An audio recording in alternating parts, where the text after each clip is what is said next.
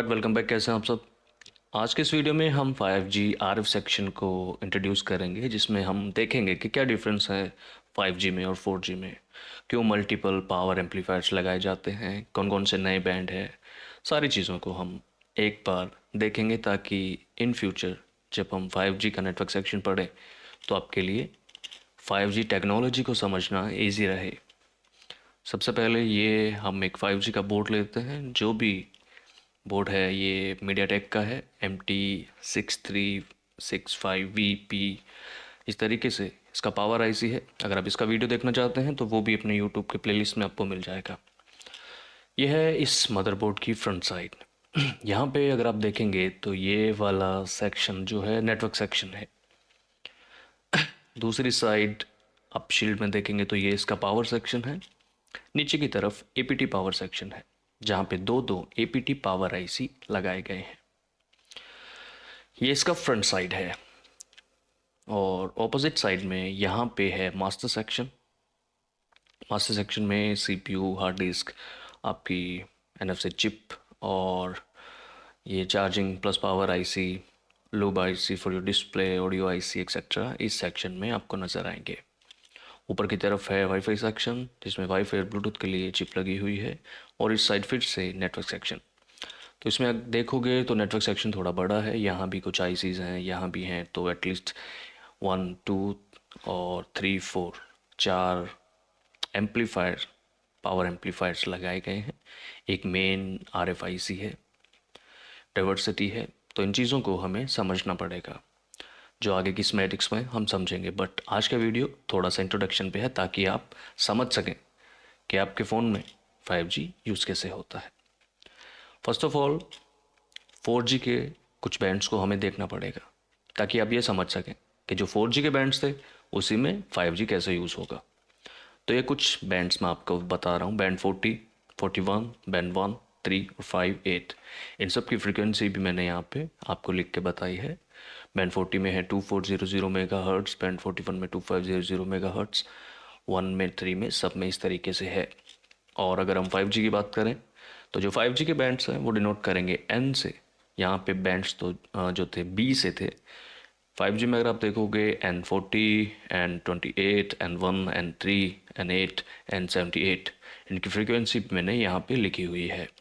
But एक चीज़ आप अगर ध्यान से देखोगे तो कुछ चीज़ें यहाँ पे कॉमन है। जैसे B40 की फ्रीक्वेंसी 2400 मेगाहर्ट्ज़ है, तो ये सेम ही बैंड है। बस जो एक टाइटल है, जो एक नाम है, B की जगह N लेटर यूज़ हुआ है।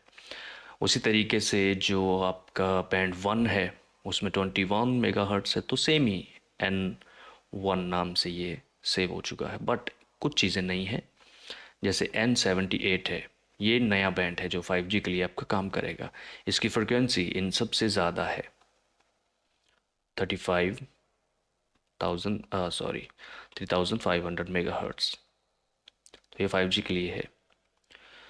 सबसे पहले ये जो 4G के बैंड्स में हम 5G यूज़ करेंगे, इसमें जो टेक्नोलॉजी का यूज़ हुआ है वो है मीमो टेक्नोलॉजी।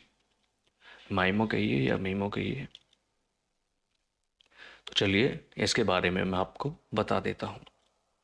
सबसे पहले 4G आपने फ़ोन देखे होंगे, रिपेयर भी किए होंगे। कुछ इस तरीके का नेटवर्क सेक्शन आपने देखा होगा, जहाँ पे एक antenna switch, 2GPA, main RF, WDR, SDR, 4G power amplifier, diversity, APT वगैरह सेक्शन आपने पढ़े होंगे, समझे होंगे आज तक।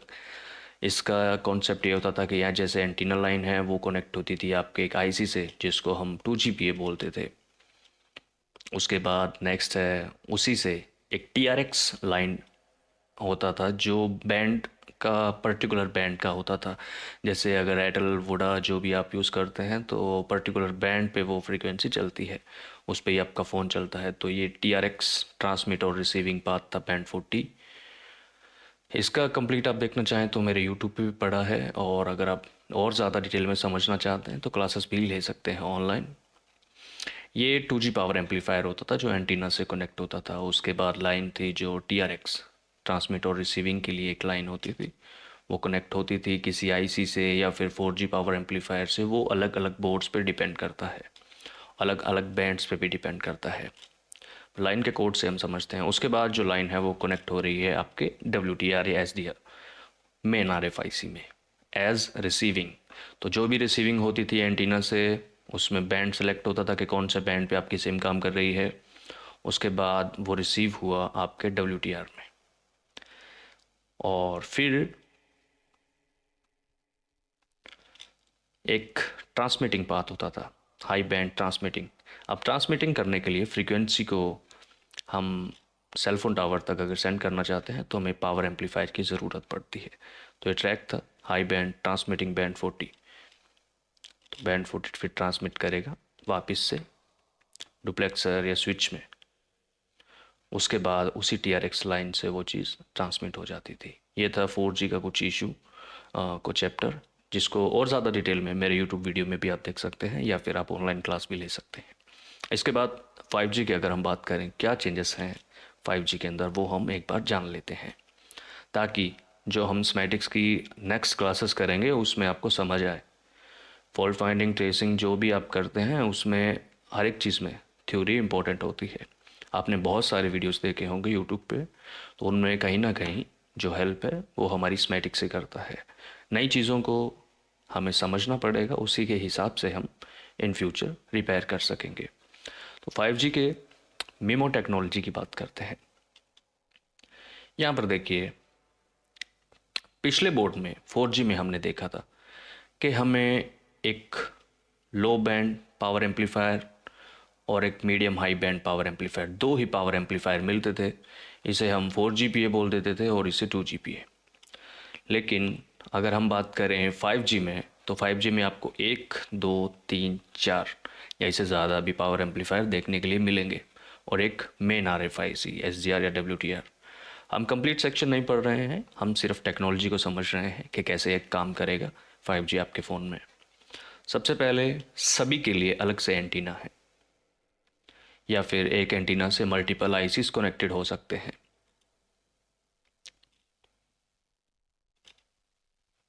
लेकिन 4G में सिर्फ 2GPA को एंटीना वायर कनेक्ट होता था, जिससे वो कंट्रोल होता था, जो फ्रीक्वेंसीज है उसको डिफाइन करता था, बैंड स्विच करता था। उसके बाद आपका पर्टिकुलर बैंड पे फ़ोन नेटवर्क कवर करता था।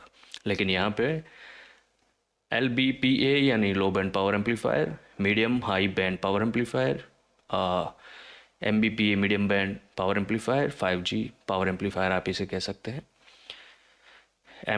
Multi mode multi band power amplifier, इस तरीके से सैमसंग में भी कुछ होता है। यहाँ पर सबकी अलग अलग एंटीनास हैं। मान के चलिए मैं 4G की बात करूँ तो 4G मान के चलिए आपका बैंड 40 पे चल रहा है, जो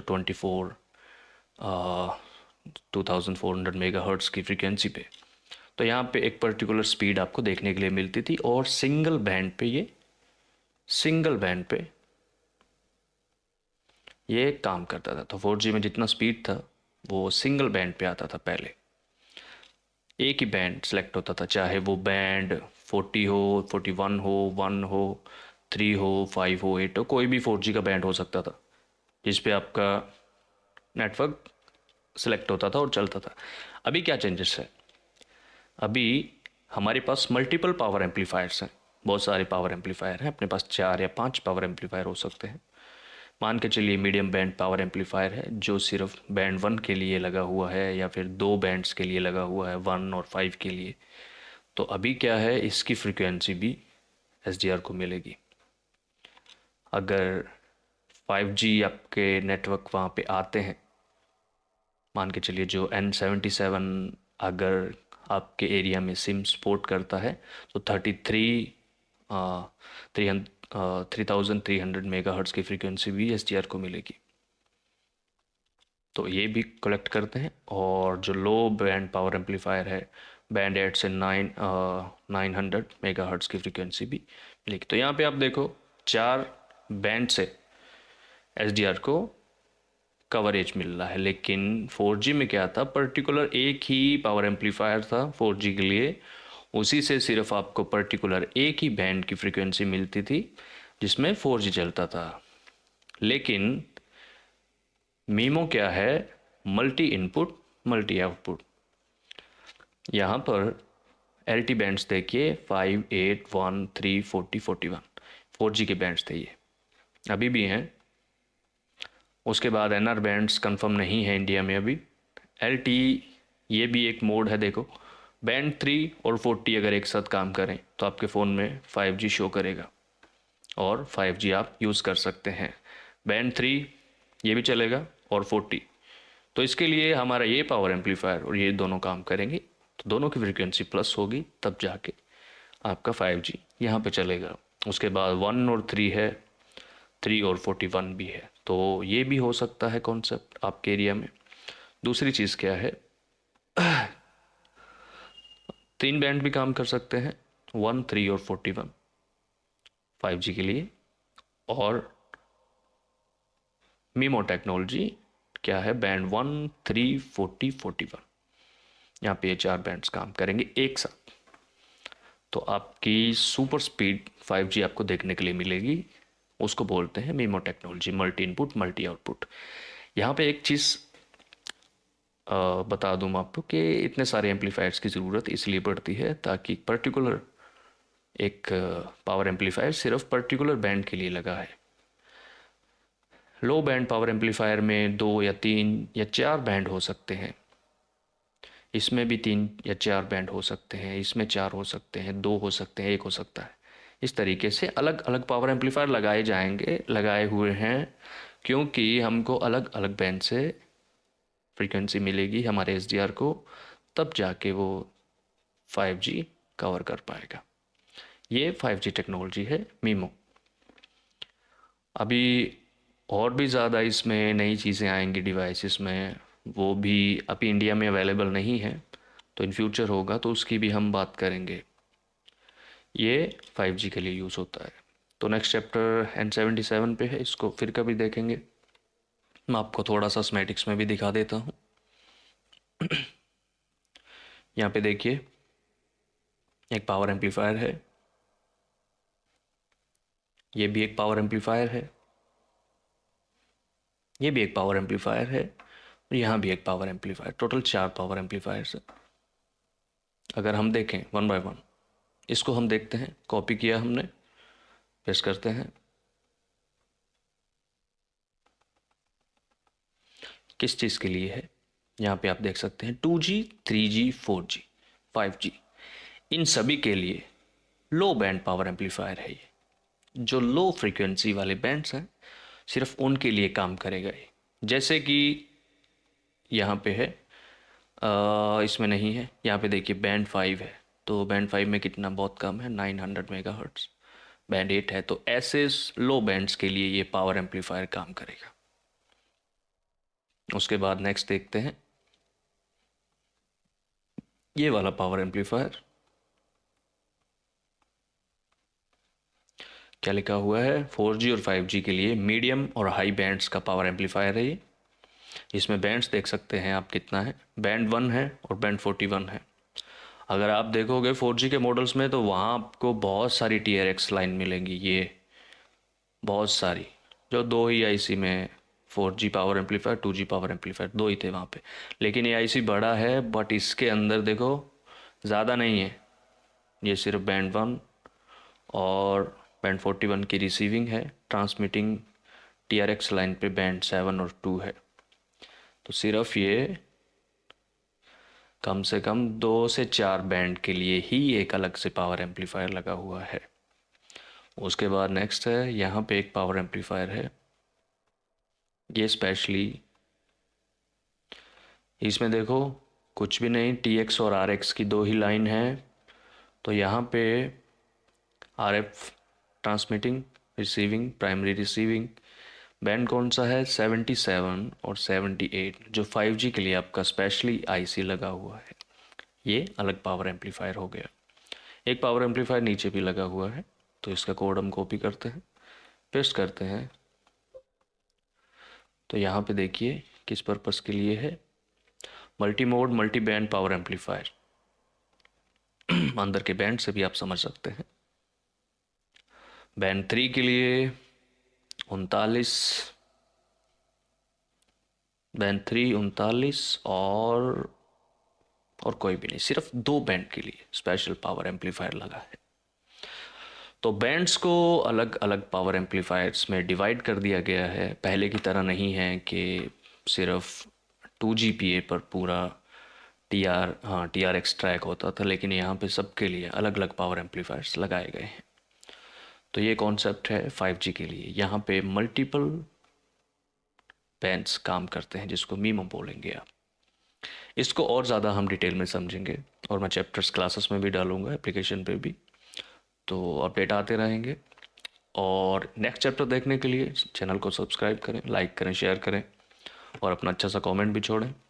थैंक यू सो मच।